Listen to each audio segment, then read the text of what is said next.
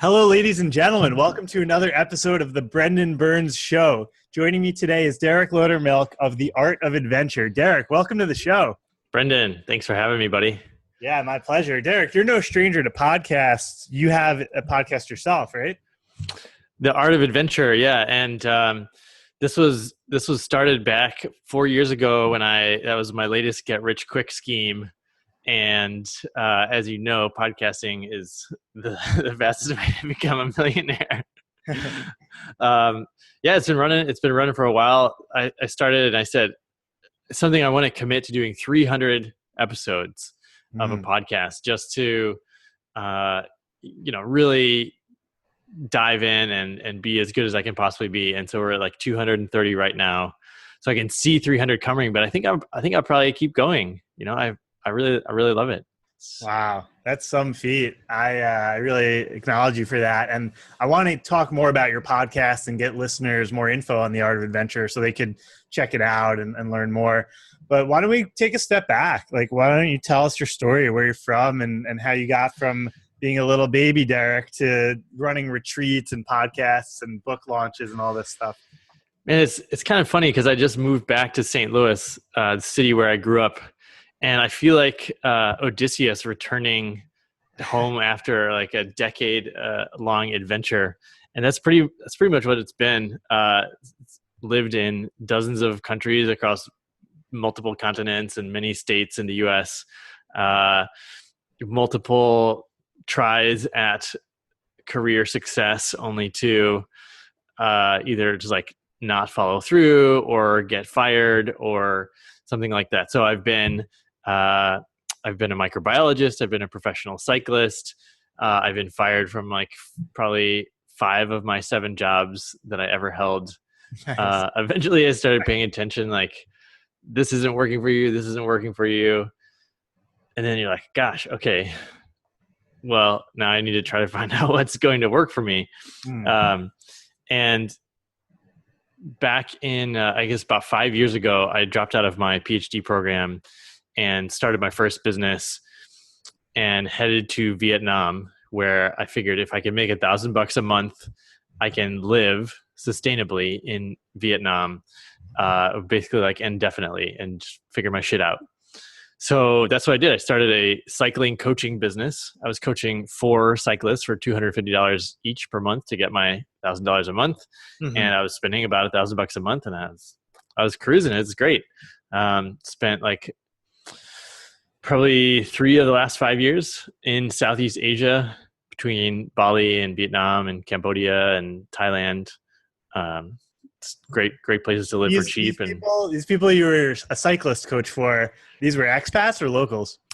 These were North American-based cyclists. All of them happened to be collegiate cyclists that were, younger athletes that were trying to become professional. So basically, I was coaching them to the point where I had gotten myself.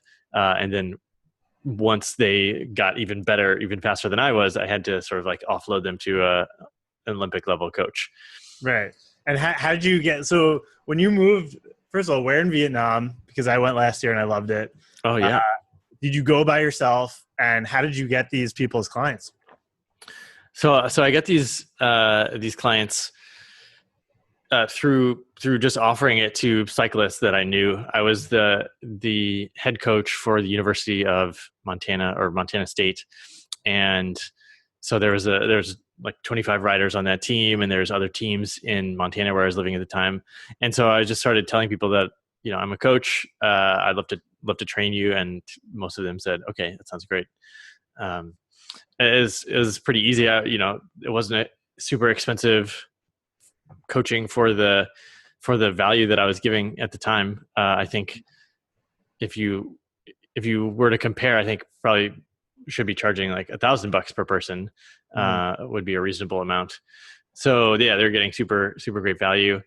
And, so basically, I was with my ex wife. I am now married again, which has been part of this whole whirlwind.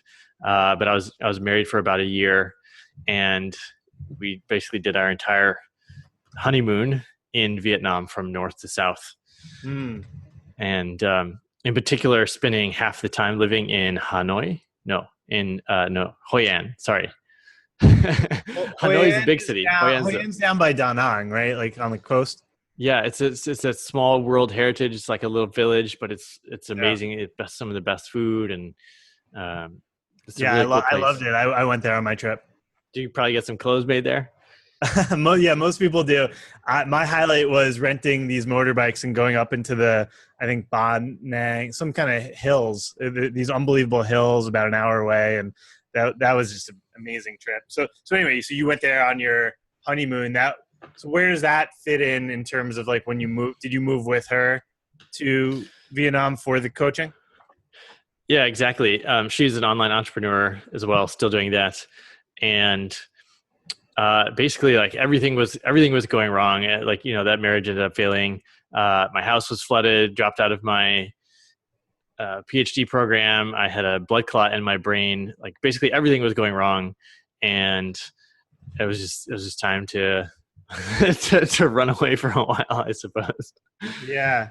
Yeah, but it doesn't sound like a bad thing because so walk us through, you get to Vietnam, you're doing this coaching. What are you learning? What's happening next?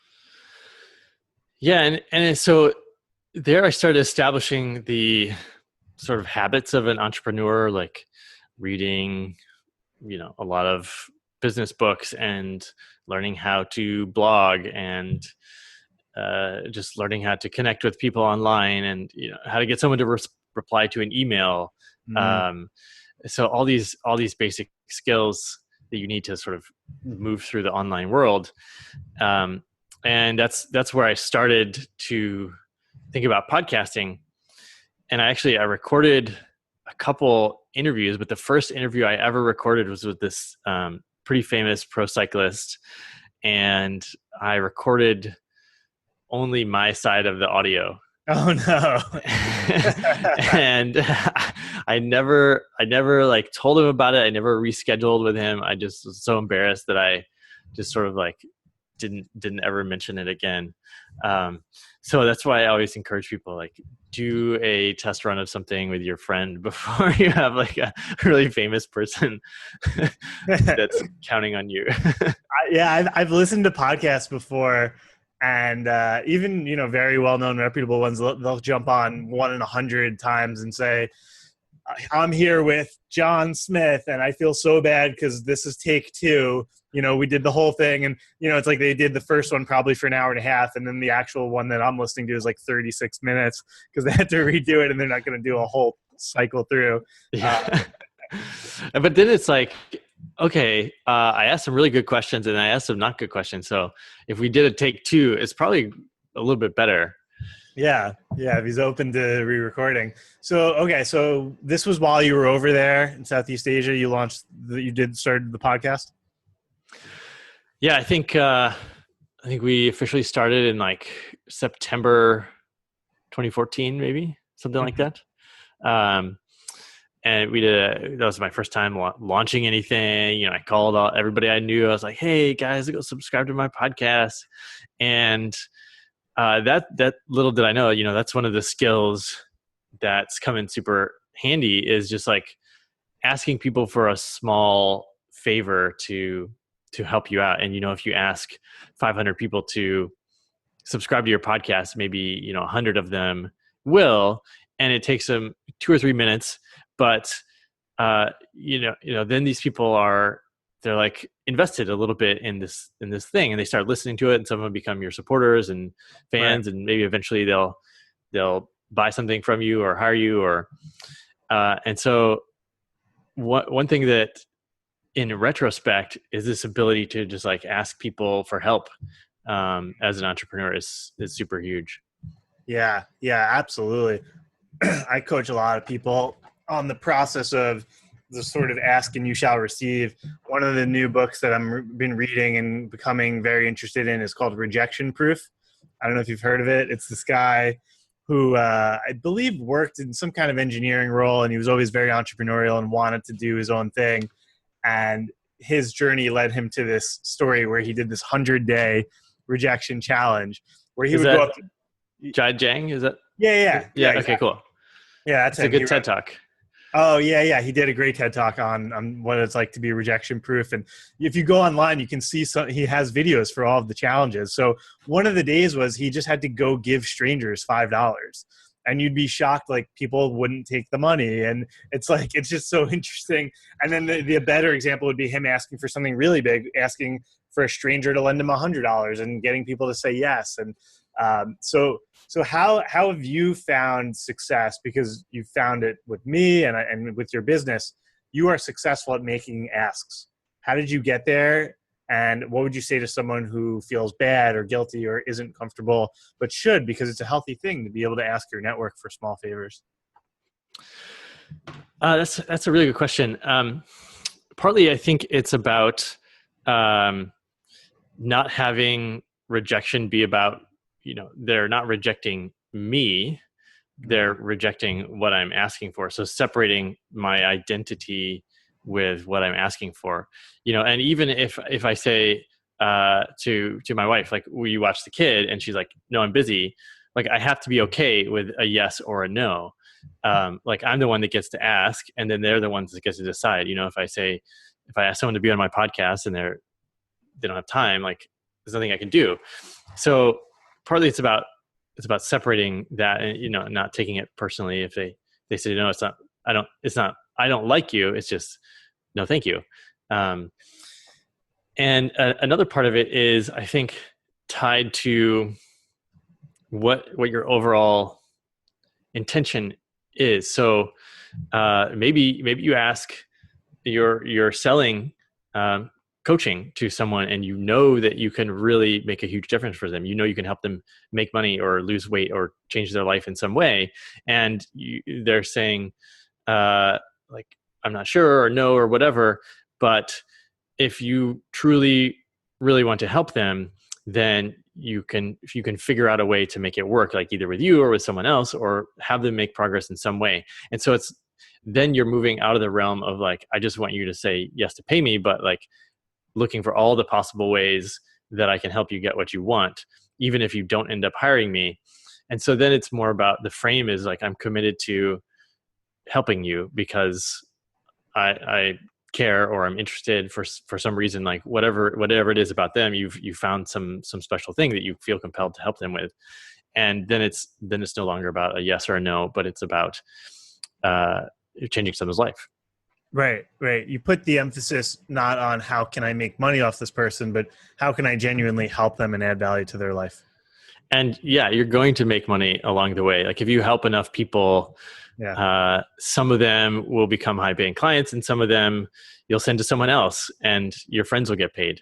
And we all make money that way. Yep. No, that's very well said. So let's talk about your first marriage, if you're okay with it. I would love, I see you smiling. I'm very focused right now in my own life. I feel like I have business coaching down pretty well. Like, I do a lot of business coaching, entrepreneurship coaching, all that stuff. I worked on Wall Street. I'm now very interested in helping people with relationships, because I think relationship to satisfaction is climbing, and you seem to be very happily married. I don't want to pull any assumptions out of social media, but it does look like you have something good now. Could you talk about sort of your journey on the relationship side? Yeah. Okay. So I haven't really talked about being married previously publicly, and this is fine. Basically, as I reflect on the whole thing, why I got married in the first place, and only lasted a year and a half. I wasn't really interested in getting married, but she was, and it was a big expectation of hers that it was very clear from the start. Like, we would date for a couple of years, and then we would get married, or else we would break up. And I really liked being with her, and so I basically just got married because I thought it would make her happy. And it really wasn't. It's not a great reason to get married in the first place. And it was one of those things where my intuition was telling me, like, you probably shouldn't do this. Like, in fact, you should probably break up. And the whole reason we were together in the first place. It was like a rebound relationship that just like worked out really well. And so there was just like a lot of fundamental things that we were great friends, but perhaps not a great married couple. And so just like doing all this stuff to make her happy, or to make her family happy, or to make my family happy. Looking back, it's kind of silly to spend, tens of thousands of dollars on a wedding and invite all your friends. And I mean, it was an amazing party, and everyone had fun, and like we had an amazing honeymoon.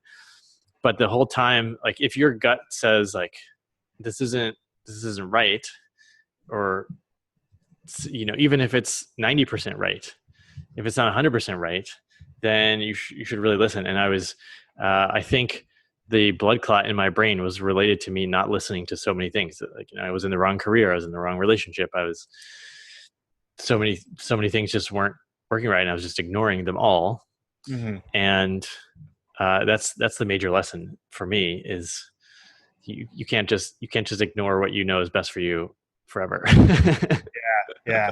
Well, I really want to honor you for sharing this, because not only does it help me so much on my journey to hear you share this wisdom, but the listeners, I'm sure I'm going to get boatloads of emails and Instagram DMs on this. So I really just want to honor you for being honest and vulnerable. It's very powerful. And a follow-up question would be, so you obviously seem to have learned how to honor your own needs and listen to your intuition now, but what do you think changed? What do you think you were there then, and how did you evolve, and how could other people learn from this and learn how to, listen to themselves? I think it's probably one of the hardest skills, is to know, like, if you're, like my intuition tells me I need to buy this new bicycle, like, maybe that's just really good sales, like maybe that's just like, or my intuition says eat this candy. Like, is that really intuition, or did you just want it? So it's something, it's kind of hard to say exactly, but I think first of all, when things are really challenging, when like everything's hard and like everything's working against you, and you just feel like you're pushing, that's a sign that there's something not quite clicking, because you shouldn't have to push all the time. Certainly there are moments when you're pushing yourself to try something you've never done before. But most of the larger, more complex things, like running a business, an amazing relationship, like it should pull you along. It should be so compelling that you're obsessed with it, and it's super easy to just get pulled along. And so most of my greatest successes I haven't really noticed that they're a ton of work, even though they are, because I'm so addicted and obsessed with how amazing and fun they are. And I think a lot of things have been happening to me where it's like, wow, this is too good to be true. Like everything's happening so easily. Like with this book that's just come out, it was like, I feel like it was just an accident. Like I accidentally got a publishing contract and accidentally wrote this amazing book, and now it's out. And I was like, how did this even happen? Like 2 years ago, it was an idea, and now it's here. And it's like, what? And things, when you're listening to your intuition and when you're following the right path, it just happens sort of effortlessly. Yeah. And when you're really struggling and fighting and pushing, and that's little red flags being like, hey, something isn't quite perfect here. Just have a look at this and see what do you think it is. Mm-hmm. Mm-hmm. Yeah, no, I just want the listeners to also like really take that point in about how it can be effortless. Like when you send out the right signals to the universe, you put the certain efforts in. I remember when I pivoted from selling an online Instagram course to wanting to impact people in a deeper way and say, hey, I want to do this type of coaching. Once I put out a couple stories on Instagram, put out a couple advertisements, boom, my calendar's full with these calls with potential clients. And you're like, wait a minute, it shouldn't be this easy. And it's like, yeah, but if this is my calling and my passion and I'm following it, it can be. So I thank you for sharing that. I want to talk about the book, hear all about that in a minute. but just quickly on the relationship recap. So when you think about you've grown so much from it, it taught you so many lessons, you're sharing these lessons with other people. Did you find at all that you went through with it because you thought it could potentially just avoid a messy situation, which then ultimately it probably wound up being more messy long-term, having to undo it?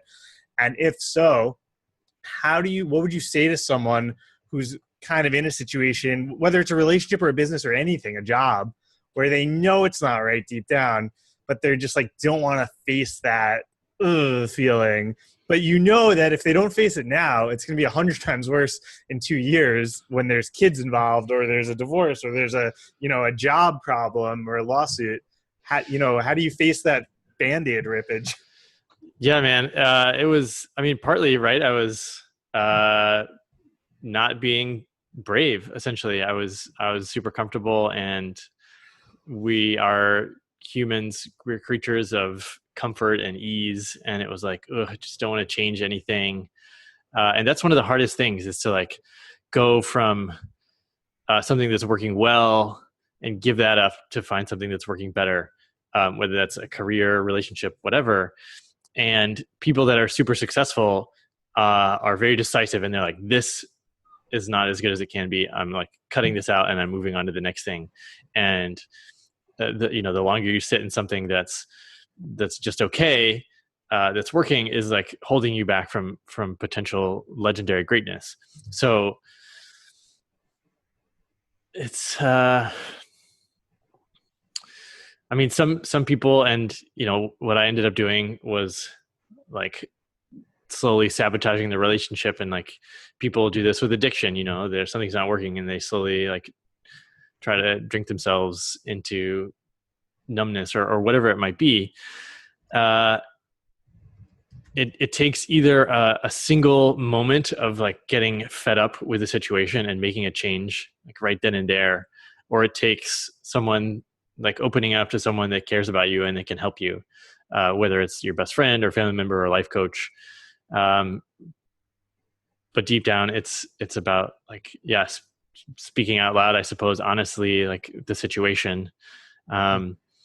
And then, like the very worst possible thing you can imagine, like if it's getting a divorce or losing your job or whatever, which I've gotten divorced and lost my job 5 times, and I'm super happy.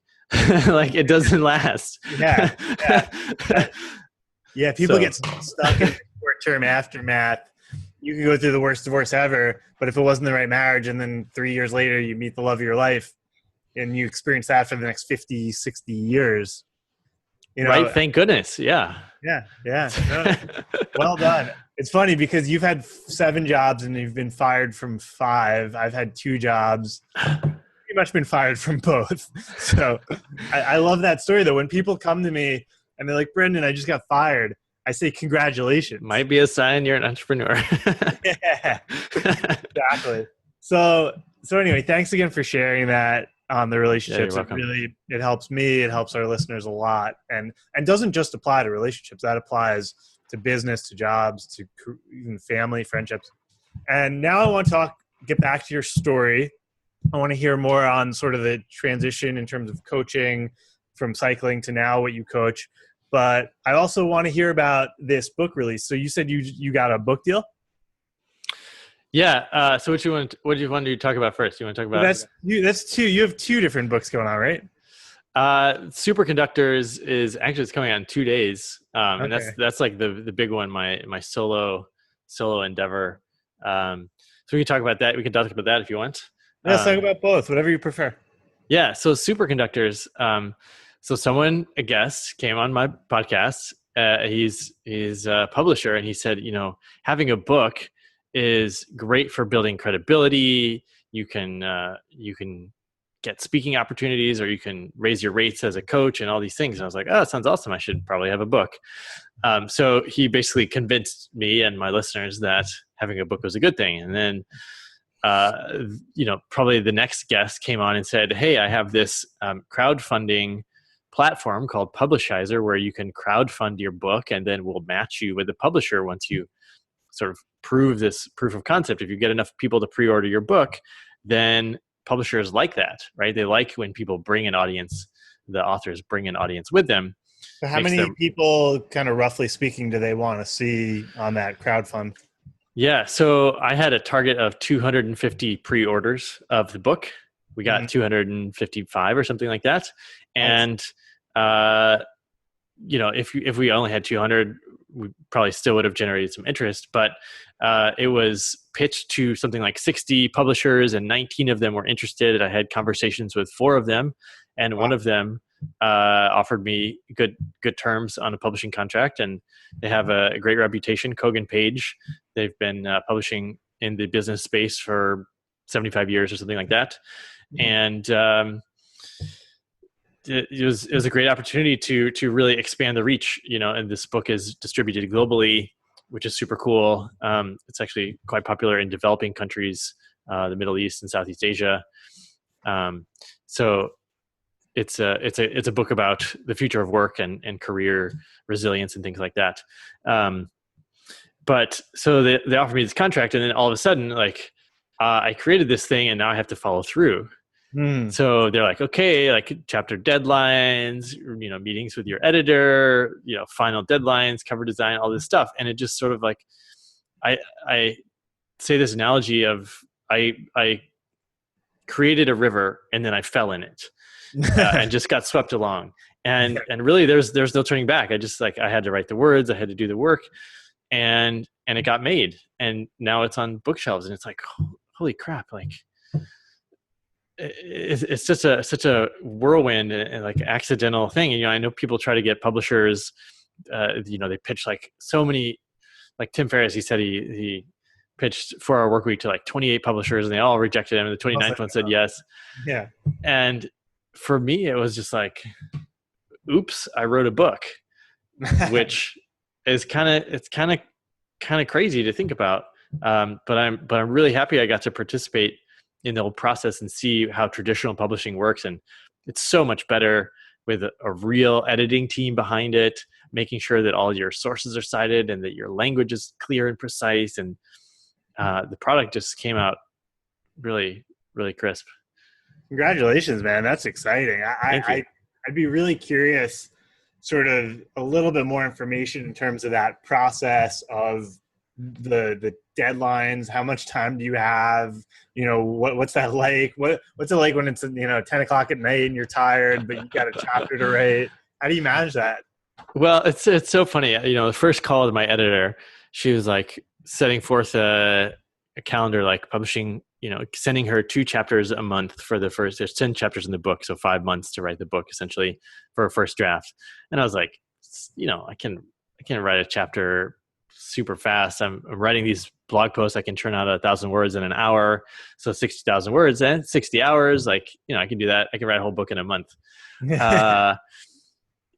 And she's like, okay, but first time authors, they overestimate their ability. I'm like, I'm not like other people. Like, I can do that.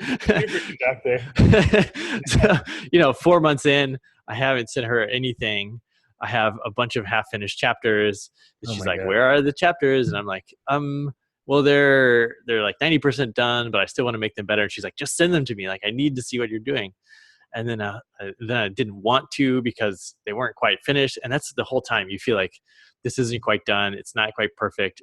And even after 12 rounds of edits, I feel like it could be better, but it just had to get out there. Mm-hmm. So that's something, an author told me in the beginning. He said, like, your book's never going to be done, but you have to, like, the deadlines are there. So you just stop and get it out, because that's more important than making it perfect. So yeah, the deadlines were super important. Just having someone on there be like, give me the chapters, I'll give you the feedback, and then okay, fine. How do you manage that, like the letting go baby, as it were? Because if you live in tech space where you could take a blog post down, you can update it. I'm used to this very iterative. Even if a podcast doesn't come out right, I don't have to publish it. If I have an online course, I can redo a chapter at any point in the future. But the book, I mean, yeah, you can do a second edition release, but that could take years. Like, how do you let go of the perfectionism on that? I don't know. That's a good question. I kind of started saying, like, okay, this is my first book. Like, I know that it's not going to be as good as my second book, and that's okay because it's going to be freaking amazing. There's something like 200 interviews and 400 or 500 references that went into this book, and it's as good as I could do. Um, with the short 2 years that I had to do. So, yeah, I just have to be happy with my first effort. Mm-hmm. Yeah, great attitude. And you're also collaborating and organizing another book project, correct? Yeah, so this is kind of fun, and I do this often where I come across an idea that I like and I'll adapt it. So I was part of a collaborative book project called the Better Business Book.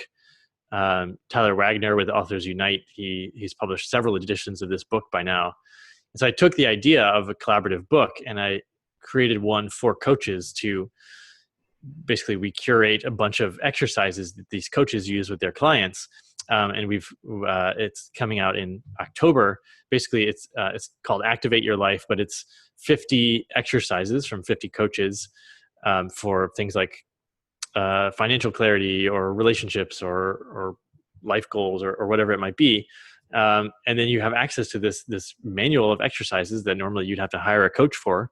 And then like everybody gets to become a first-time author and like get the cobwebs off so that maybe they can move on to writing a feature-length book and get their name out there. And so it's one of those things like how do you help more people? How do you scale something? And that's another thing. There's sort of an idea and then like, let's see if it works. And then people wanted it. And so we just kept going. Yeah. I that's interesting how it can sort of give you some experience as a writer because you participated in one of these, right? Right. Yeah. And I was like, oh, it's pretty straightforward. Like you don't have to write 60,000 words, just write 1,000 words or 1,500 words. And yeah, you're technically an author or contributing author. And so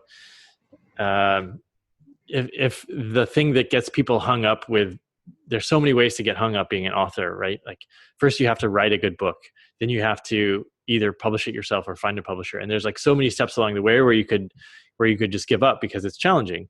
Right. And so if we all just come together and help each other do it, then it's much easier. And then it's not so unknown too, because the publishing world is sort of this big thing. Like if you haven't been part of it, you have no idea what's going on, right? It's just as with anything, you just got to be part of it to find out. Yeah, I love that. It what you just said reminds me a lot of this book that I just read called The Courage to Be Disliked, and it's very fascinating. It was written in Japanese and then translated, I think, years later, just recently into English. And it's very focused on psychology. And one of my biggest takeaways was the importance of finding out a way to succeed with your interpersonal relationships. And I don't know how much this resonates with you, but in my past, especially in career situations, but also romantically, I avoided, the intimacy of connecting with other people. And part of my story was I worked in finance, and it doesn't help, if I go into that being, let's say, in the past, a more sensitive person, and I'm dealing with these extremely intense, often drug abusing Wall Street people, I avoided those interpersonal relationships. And part of why I started an online business was I said, whoa, this can create a lot of space in between other people. And initially I used my business as a way to isolate. Now, obviously, you know me today, I'm traveling around the world, I'm connecting with people, doing live events, podcasts, in-person stuff all the time. And I'm really thriving because of my ability to jump into these interpersonal relationships. But it's something that in the past I've really avoided. So when you talk about this book project, the power of collaborating with other people sounds like a really powerful tool. And I'm curious, how do you work with other people in collaborative ways that has enhanced your either coaching business or the retreats you do or your podcast? That's a really good question. And first, like the first thing that pops up is also, clearly like you're choosing which relationships you leap into. Mm-hmm. And like if there's some coworker who is a drugged up guy, like you don't have a choice. And so one of the great things about being an entrepreneur, in many senses, is that you can vet who you do business with or who become your clients through conversations, and you get to know people. And many of my clients have listened to my show for a long time, or have met me in person, or are my friends. And then this sort of like work-life balance like kind of goes out the window, because you're helping your friends make money, and they're your clients, but they're also your friends. And so the whole thing starts to get blurry. And there's always opportunities for collaborations, opportunities to make money that are sort of, I mean, there's infinite opportunities that are just like waiting to come to you. And so here's an interesting example. Like, I had a guy on my show, super fascinating. Andrew Miles hosts the Botanical Biohacking podcast. I'm really, really interested in sort of traditional herbalist pharmacology for like human performance enhancement. It's just an interesting conversation.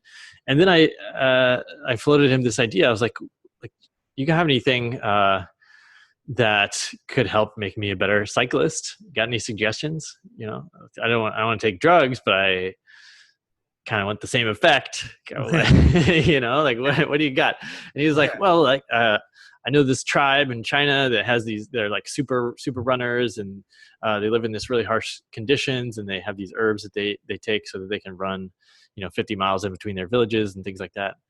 And we started kicking around this idea about creating an herbal supplement for endurance athletes.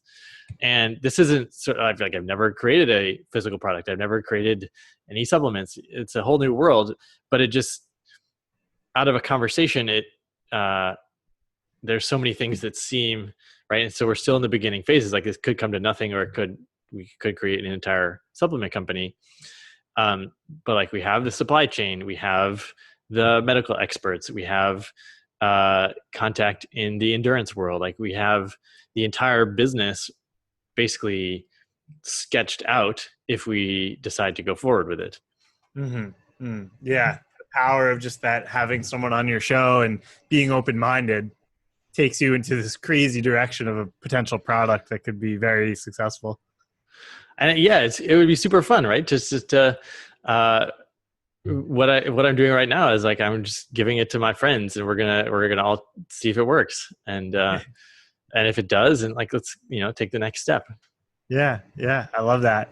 I want to go back to something that you mentioned earlier, because you have all this entrepreneurship experience and business experience now, and we were talking about, I think, in the similar vein of like making asks. You said that you were learning along this way and becoming a coach how to get people to reply to your emails. And I know that you obviously have this large podcast, and I'm sure you've reached out to a lot of people along the way.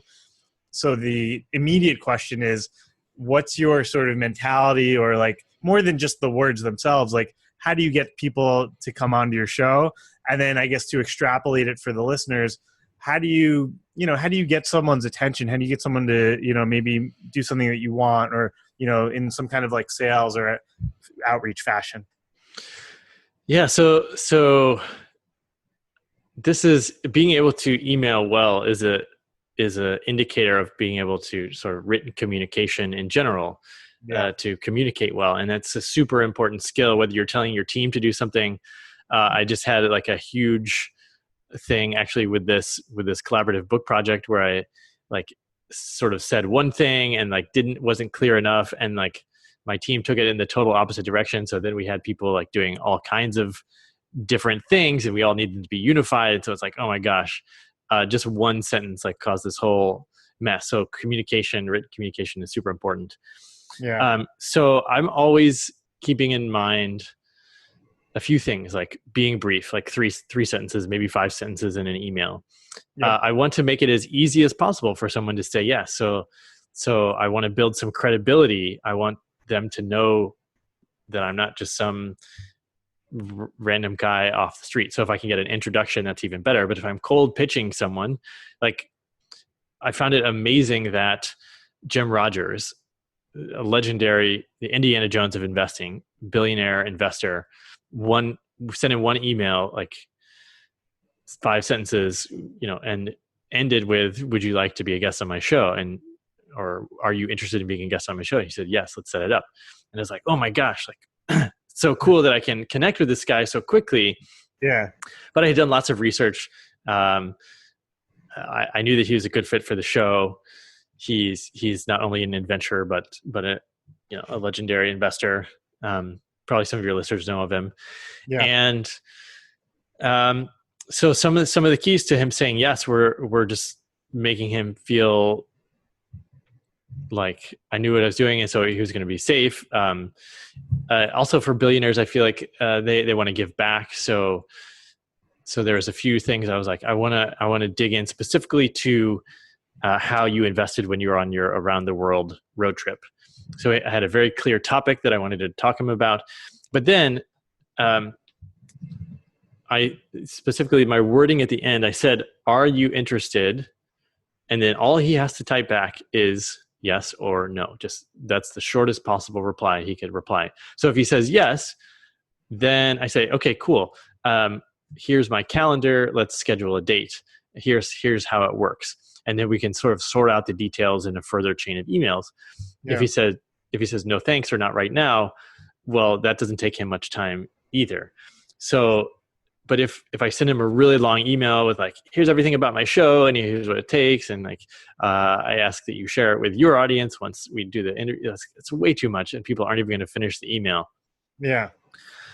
So just being really precise about the initial emails that you send, getting people to pre-commit to doing something. Like he said yes, okay, we don't know when it's going to happen, but it's going to happen now. So then it's just a matter of the working out the details. I love that. Got to just keep it really simple and make it easy for them. Don't overwhelm them with tech or, something this long and they don't even know what to do with the email, and then just make it a one-word reply. Yeah. And when people send me long emails asking for something, like chances are I probably won't read them and I probably won't respond because my mind goes to mush and I'm like, okay, next thing. And so sorry if you've ever sent me an email like that, send me a shorter one and I'll reply. Yeah. What's the best email you've ever gotten from a fan, listener, client? Well, I got a great email, and this is such a perfect example of someone who sees an opportunity and then tries to take it. He's like, "Hey, I love your show. I am starting my own marketing agency. I'd love to intern with you. I'd love to volunteer my time with you using my new marketing skills for one of your projects. Is this something that you'd be open to talking about?" And then it's like, well, yeah, I'd be open to that. Free marketing. I know that you listen to my show. I know he knows what I'm about. And so he's going to help us manage the launch of the collaborative book project. And then he'll have a marketable, sellable thing. Like I can help market your best-selling book that he can go and sell repeatedly again. So it's a win-win for everyone. And it wouldn't have happened if he hadn't have just had an idea to reach out to me. Mm-hmm. So I love that. And I know that already from seeing someone do that, I know that he's the type of person that will take initiative and want to try things, which is a great team member to have on your team. Absolutely. So closing in on the hour here, we haven't even talked about travel at all. I know that's how we met each other originally. Yeah. You're the Art of Adventure. I ran a travel Instagram and blog for over a year. Let's just do it like hot seat style or rapid fire. What's your favorite trip? Coolest place you've been? Place you want to go back to? I think the best country is Slovenia. Have you been Slovenia? I've been to Slovakia, and when I was in that region, I remember it was like becoming this hot country. It looked a lot like Switzerland from the pictures, like really beautiful. Slovenia, Slovakia and Slovenia get confused a lot. Slovakia was part of Czechoslovakia, and it's right next to the Czech Republic. Slovenia is next to Italy and Austria and Croatia. So it has Mediterranean coastline. It has Alps. It has wine regions. It has castles, and it has whitewater. It's basically like all the best adventure activities crammed Mhm. into this tiny little country with culture, and it's not expensive. So Heidi and I, my wife, were always talking like, okay, should we get a house there? Like, should we move to Slovenia? It's so perfect. Nice. So, but I only spent like 2 weeks there. Yeah, no, that sounds cool. And then anywhere what's on like the I've never been, I'm dying to go list? Iceland for sure is at the top of that list. Partly because it's just beautiful for experiencing and photographic, I'm sure. Partly, I'm just really curious, sort of spiritually, because I've had various astrologers and shamans and people from like different countries be like, "Oh, you should be in Iceland. Like your life will change when you go to Iceland." And I'm like a little bit scared to go there. I'm a little bit excited. Don't know what to expect, but it's like, I don't know, it's like the one place where all the astrological vortexes come together for my particular, birthday or whatever. So I don't know, there's a lot of reasons to go, and it's also a little bit like, want to be ready for whatever's coming if I do go there. Yeah, that's cool. I've been to Iceland a few times and I love it, but it sounds like you might have a different experience. And who knows, maybe I'll just go and be like, that was pretty fun. Yeah, name it all over blood. Cool. Well, Derek, I really appreciate you coming on the show. This has been a blast. Where can people find you online and where can they get more info on the books? Yeah, thanks for having me, Brendan. DerekLoudermilk.com is where everything lives, including the Art of Adventure podcast. The show notes are there. The book Superconductors out July 28th, and you can find that in bookstores. I'm pretty excited. I hope to like find it in airport bookstores so I can pick out a copy for myself when I'm going through. I don't know. It's these funny little things that you get a kick out of. I was in the airport last year, and I was looking at the bookshelf, and it has like top 10 business books for 2017, and 5 of the top 10 were like just guests on my podcast. I was like, no kidding, like my friends are on the bookshelf, like I need to be on the bookshelf with them. Yeah. And so I hope that experience happens at some point. But yeah, the book is Superconductors: Revolutionize Your Career and Make Big Things Happen.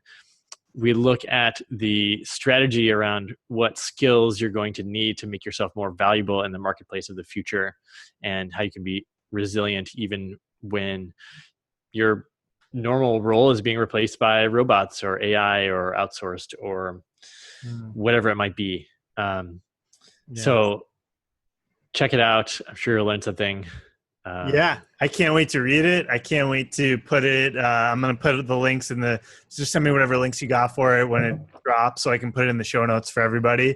And most importantly, I can't wait for my next vacation, because when I'm in the airport and I see the bookstore, whoever I'm going with, I'm going to be able to say, I know that guy. He came on my show.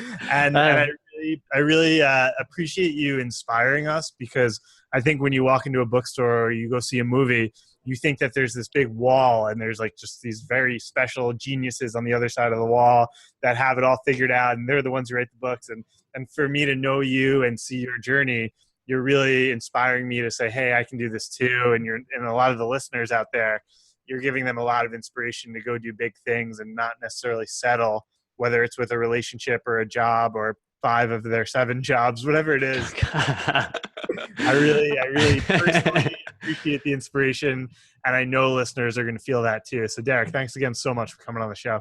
Yeah, Brendan, thanks for having me. It's been fun.